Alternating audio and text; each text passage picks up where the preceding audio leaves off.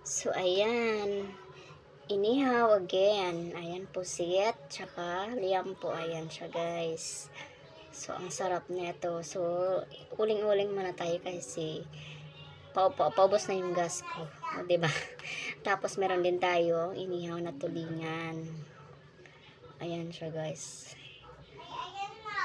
Napaparami talaga yung kain ko nito.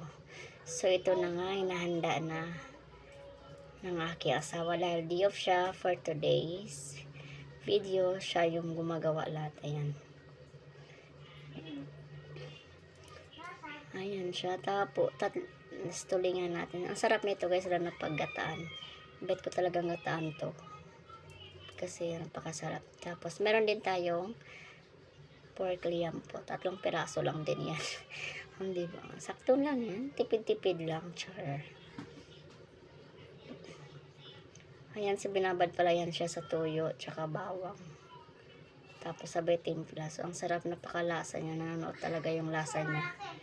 So, hanggang dito lang po ang aking video. Thanks for watching.